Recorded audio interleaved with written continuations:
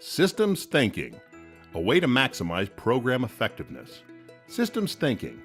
Maybe you've heard of it, are doing it, or you've heard that you should be doing it. What is it, and what does it mean for the senior manager? Let's start by looking at what a system is. A system is any kind of entity that is made up of parts that interact. Together, these parts and their interconnections create a whole, which in turn produces some kind of result. Using a systems perspective is important because it helps us to better understand what helps or hinders the success of health interventions. Here's an example.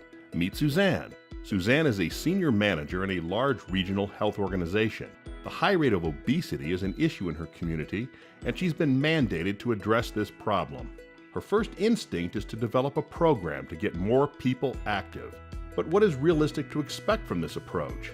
Systems thinkers believe that viewing a program like this, apart, in isolation of the larger system within which it operates, the whole, tends to ignore other aspects that might influence its potential for impact. Why?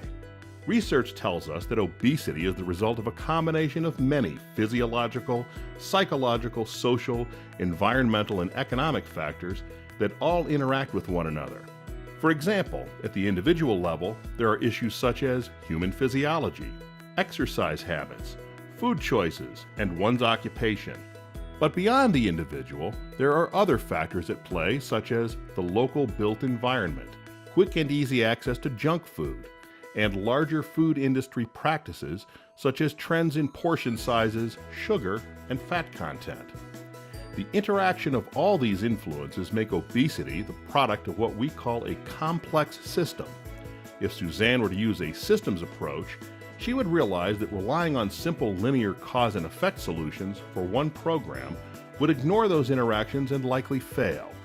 While Suzanne's staff at the program level have a tendency to think only within the boundaries of their program, senior managers and planners like Suzanne are in a unique position to do what systems thinkers call zooming out. Zooming out considers how other aspects outside of a program's traditional boundaries, both within the organization and beyond, might influence the success of the program. By zooming out and looking at the influence of other interventions, policies, structures, patterns, and norms in the broader system, Suzanne is better able to strategically consider other values and perspectives and the interrelationships among each that may impact obesity rates in her community. In doing so, she can identify more powerful leverage points outside of the program that have the potential to facilitate and support changes in obesity.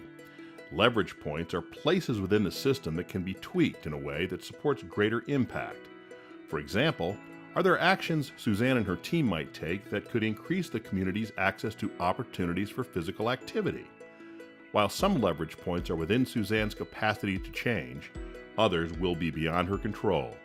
However, it will still be useful to be aware of these as she plans for the program. Adopting a systems view won't change the boundaries of this program, but it will expand the boundaries of the evaluation. By recognizing the importance of the different perspectives and values of those outside the program and the interrelationships throughout the system, Suzanne can ensure that the evaluation is framed in a way that captures the key boundaries, diverse perspectives, and interrelationships that serve as important leverage points in the system. Of course, Suzanne's budget won't permit an evaluation of the entire system, but she can ensure that any evaluation she commissions will provide her with more strategic direction on how to effectively address obesity within her community. For example, in addition to recommendations for improving the program, the results of the evaluation might indicate opportunities for new partnerships or external policy change.